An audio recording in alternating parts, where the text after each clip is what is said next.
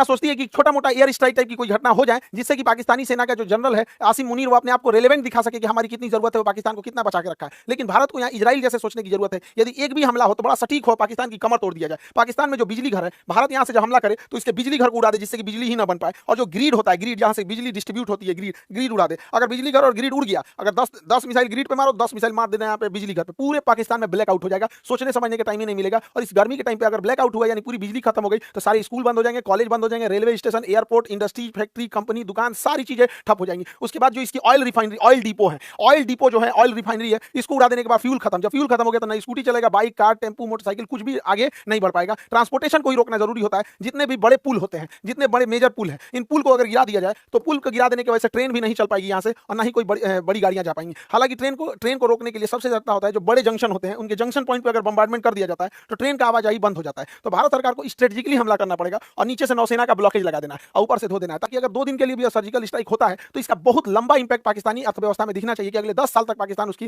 भरपाई करते रह जाए। देखिए, कश्मीर से ही ज्यादा घुसपैठ इसके होने का एक बड़ा कारण ज्योग्राफिकल टेरेन है। वहां ज्योग्राफी की जो बनावट है, एक पहाड़ है, उबड़ खाबड़ है, और इसमें इतने घने जंगल है, इतना घना जंगल है, हाथी छुप जाती है इन जंगलों के बीच में, तो इसके बीच में आतंकवादी को छुपना तो बड़ा ईजी है। तो भारत सरकार को और सेना को एक कड़ा एक्शन लेना पड़ेगा। पर्यावरण जाए साइड में, यहाँ पे पहले देश की सुरक्षा जरूरी है। वहां पे जो बॉर्डर का एरिया है, लगभग 1 किलोमीटर चौड़ाई में जितने पेड़ हैं उन सबको साफ कर देना चाहिए। इन पेड़ को साफ कर देना चाहिए। जैसे देखिए, यहाँ पर कोई भी आतंकवादी छुप सकता है, यहाँ छुप सकता है, यहाँ छुप सकता है, यहाँ छुप सकता है, लेकिन ये जो बीच वाला एरिया है, यहाँ कोई आतंकवादी नहीं छुप सकता है। तो ऐसे जो एरिया है बॉर्डर से सट के लगभग 1 से 2 किलोमीटर की चौड़ाई में पूरा साफ कर देना चाहिए जंगल। लेकिन दिक्कत यह है कि अगर साफ कर देंगे तो कोई भी आएगा तो दिख जाएगा, तो ये तो ठीक है, लेकिन दोबारा जंगल उग जाएंगे। तो ऐसे क्या